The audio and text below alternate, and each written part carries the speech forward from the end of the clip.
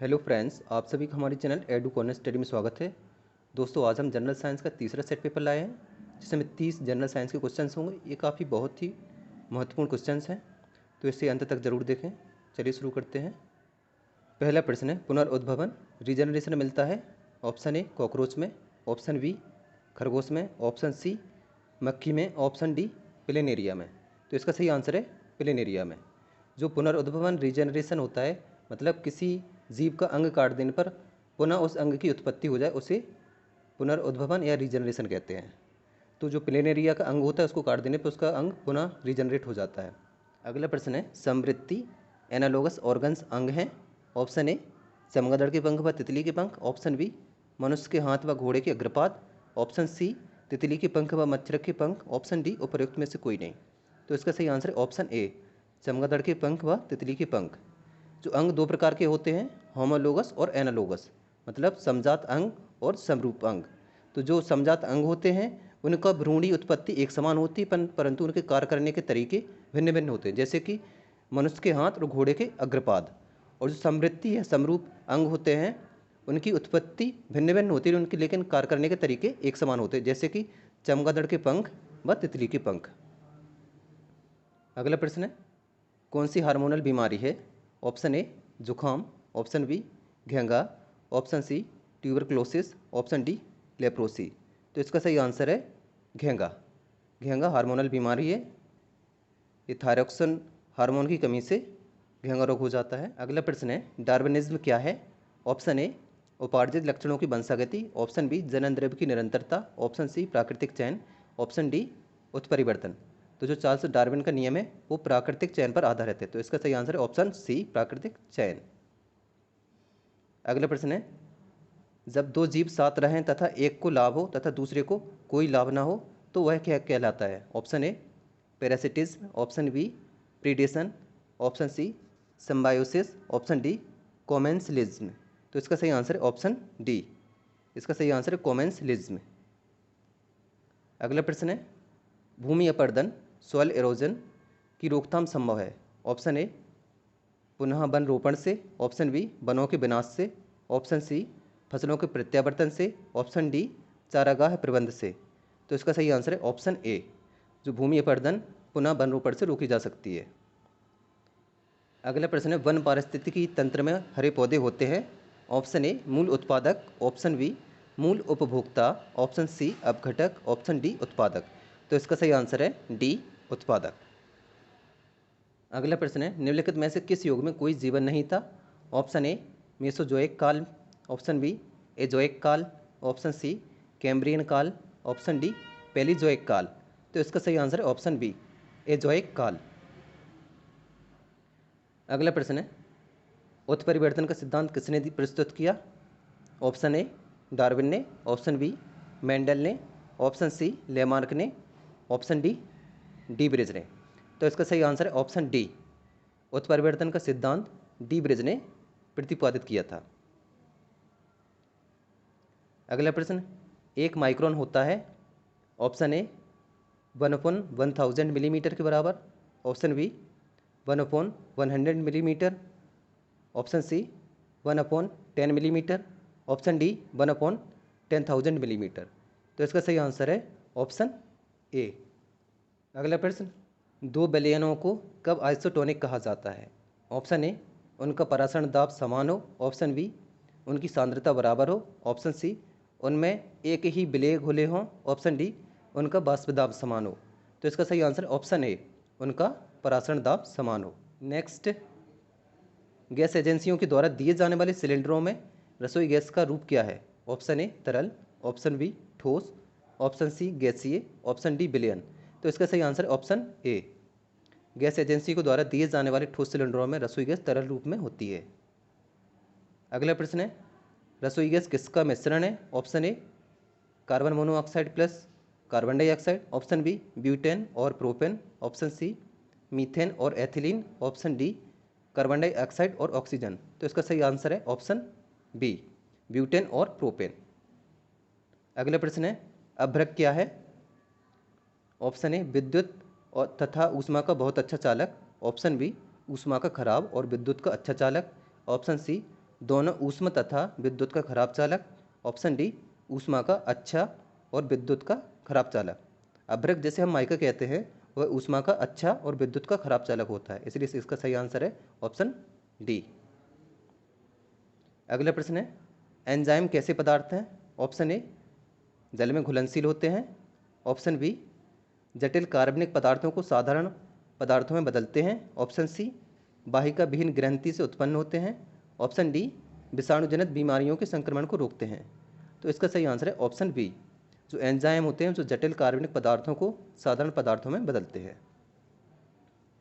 अगला प्रश्न है बिजली के बल्ब के अंदर कौन सी गैस भरी होती है। ऑप्शन ए वायु। Option B oxygen. Option C nitrogen. Option D carbon dioxide. तो इसका सही आंसर है ऑप्शन सी नाइट्रोजन। अगला प्रश्न है जंग लगे हुए लोहे का वजन बिना जंग लगे हुए लोहे से कितना होता है। ऑप्शन ए कुछ अधिक। ऑप्शन बी बराबर। ऑप्शन सी कम। ऑप्शन डी लगभग बराबर। तो इसका सही आंसर है ऑप्शन ए कुछ अधिक। जंग लगे हुए लोहे का भार मूल लोहे से अधिक होता है। अगला प्रश्न है परम शून्य ताप क्या है। ऑप्शन ए किसी भी ताप पैमाने का आरंभ बिंदु। ऑप्शन बी सैद्धांतिक रूप से न्यूनतम संभव तापमान। ऑप्शन सी वह तापमान है जिस पर सभी द्रव पदार्थों के वाष्प जम जाते हैं। ऑप्शन डी वह तापमान जिस पर सभी पदार्थ वाष्पीय प्रावस्था में होते हैं। तो इसका सही आंसर है ऑप्शन बी सैद्धांतिक रूप से न्यूनतम संभव तापमान। अगला प्रश्न है ईंधन के जलते समय उनमें जो कार्बन और हाइड्रोजन मौजूद है वे ऑप्शन ए वातावरण में आ जाते हैं। ऑप्शन बी कार्बन डाइऑक्साइड और जलवाष्प में बदल जाते हैं। ऑप्शन सी परिवेश के द्वारा अवशोषित हो जाते हैं। ऑप्शन डी हाइड्रोकार्बन में बदल जाते हैं। तो इसका सही आंसर है ऑप्शन बी कार्बन डाइऑक्साइड और जलवाष्प में बदल जाते हैं। अगला प्रश्न है वातावरण में सर्वाधिक मात्रा में पाई जाने वाली गैस है। Option A carbon dioxide. Option B helium. Option C nitrogen. Option D oxygen. तो इसका सही आंसर है नाइट्रोजन। हमारे वातावरण में सर्वाधिक मात्रा में नाइट्रोजन गैस पाई जाती है। इसका लगभग 78% हमारे वातावरण में नाइट्रोजन पाई जाती है। अगला प्रश्न है नदी में तैरता जलयान जब समुद्र में जाता है तो यह है। ऑप्शन ए थोड़ा सा ऊपर उठ जाता है। ऑप्शन बी थोड़ा सा नीचे डूब जाता है। ऑप्शन सी एक ही स्तर पर रहता है। ऑप्शन डी जलयान के निर्मित पदार्थ के अनुसार थोड़ा सा डूब या उठ जाता है। तो इसका सही आंसर है ऑप्शन ए थोड़ा सा ऊपर उठ जाता है। जब नदी में तैरता हुआ जलयान समुद्र में जाता है तो अपने स्तर से थोड़ा सा ऊपर उठ जाता है। अगला प्रश्न है इस्पात की गेंद पारे पर तैरती है क्योंकि। ऑप्शन ए पारा सभी धातु गेंदों को अपने में डूबने नहीं देता। ऑप्शन बी पारा द्रव रूपी एक धातु ही है।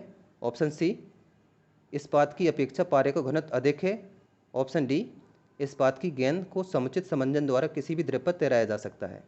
तो इसका सही आंसर है ऑप्शन सी इस्पात की अपेक्षा पारे का घनत्व अधिक होता है, इस वजह से इस्पात की गेंद पारे पर तैरती है। अगला प्रश्न है अत्यधिक ऊंचाई पर उड़ रहे वायुयान के अंदर। ऑप्शन ए दाब बाह्य दाब के समान ही रहता है। ऑप्शन बी वायु पंपों की सहायता से सामान्य दाब बनाए रखा जाता है। ऑप्शन सी बाहर की अपेक्षा कम दाब होता है। ऑप्शन डी सामान्य आर्द्रता तथा आंशिक निर्वात बनाए रखा जाता है। तो इसका सही आंसर है ऑप्शन बी वायु पंपों की सहायता से सामान्य दाब बनाए रखा जाता है। अगला प्रश्न है वायुमंडलीय दाब को मापने के लिए आवश्यक यंत्र। ऑप्शन ए द्रव घनत्व मापी होता है। Option B barometer. Option C आर्द्रता मापी। ऑप्शन डी ऊंचाई मापी। तो इसका सही आंसर है ऑप्शन बी बैरोमीटर की सहायता से हम वायुमंडलीय दाब को मापते हैं। अगला प्रश्न है हमारे शरीर पर वायुमंडल का दाब बहुत होते हुए भी हम उसे महसूस नहीं कर पाते हैं क्योंकि। ऑप्शन ए हम इसके अभ्यस्त हैं। ऑप्शन बी हमारे शरीर की अस्थियां इतनी मजबूत हैं कि हम इस दाब को सहन कर सकते हैं। ऑप्शन सी हमारे सिर का क्षेत्रफल बहुत कम है। ऑप्शन डी हमारे शरीर में रक्त का दाब वायुमंडलीय दाब से बहुत अधिक है। तो इसका सही आंसर है ऑप्शन डी हमारे शरीर में रक्त का दाब वायुमंडलीय दाब से बहुत अधिक है। अगला प्रश्न है किसी पिंड का अधिकतम भार। ऑप्शन ए वायु में होगा। ऑप्शन बी जल में होगा। ऑप्शन सी हाइड्रोजन में होगा। ऑप्शन डी निर्वात में होगा। तो इसका सही आंसर है ऑप्शन डी, किसी पिंड का अधिकतम भार निर्वात में होता है।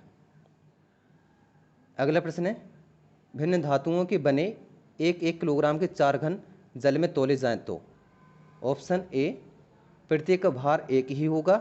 ऑप्शन बी, न्यूनतम घनत्व वाले घन का भार न्यूनतम होगा। ऑप्शन सी, न्यूनतम घनत्व वाले घन का भार अधिकतम होगा। ऑप्शन सी, उपरोक्त में से कोई सत्य नहीं है। तो इसका सही आंसर है ऑप्शन बी, न्यूनतम घनत्व वाले घन का भार न्यूनतम होगा। अगला प्रश्न है, हाइड्रोजन से भरा गुब्बारा निम्नलिखित में से किसे आसानी से ऊपर उठा ले जाएगा। ऑप्शन ए, 1 किलोग्राम जल। ऑप्शन बी, 1 किलोग्राम तांबा। ऑप्शन सी, 1 किलोग्राम के ढीले ढाले रूप से भरे पंख। ऑप्शन डी, उपरोक्त सभी। तो इसका सही आंसर है ऑप्शन सी, 1 किलोग्राम ढीले ढाले रूप से भरे पंख को हाइड्रोजन से भरा गुब्बारा आसानी से ऊपर उठा ले जाएगा। अगला प्रश्न है, किसी झील में एक पत्थर फेंकने पर जैसे जैसे वह जल में नीचे डूबता जाता है उस पर उत्प्लावन ऑप्शन ए, बढ़ता जाता है। ऑप्शन बी, घटता जाता है। ऑप्शन सी, पहले घटता है फिर बढ़ता है। ऑप्शन डी, एक समान रहता है। तो इसका सही आंसर है एक समान रहता है। अगला प्रश्न है, पारे की 2 बूंदों को संपर्क में लाने पर वे मिलकर एक बड़ी बूंद बनाती हैं, इसका कारण है। ऑप्शन ए, न्यूनतम आयतन बनाए रखना। ऑप्शन बी, अधिकतम पृष्ठीय क्षेत्रफल बनाए रखना। ऑप्शन सी, न्यूनतम पृष्ठीय क्षेत्रफल बनाए रखना। ऑप्शन डी, अधिकतम आयतन बनाए रखना। तो इसका सही आंसर ऑप्शन सी, न्यूनतम पृष्ठीय क्षेत्रफल बनाए रखना। पारे की 2 बूंदों को संपर्क में लाने पर वे मिलकर एक बड़ी बूंदें बनाती हैं, इसका कारण है द्रवों द्वारा न्यूनतम पृष्ठीय क्षेत्रफल बनाए रखना। तो फ्रेंड्स, ये हमारा आज का वीडियो कैसा लगा आपको ज़रूर कमेंट्स करें और हमारे वीडियो को लाइक करें। यदि आप हमारे चैनल पर नए हैं तो हमारे चैनल को सब्सक्राइब ज़रूर करें। धन्यवाद।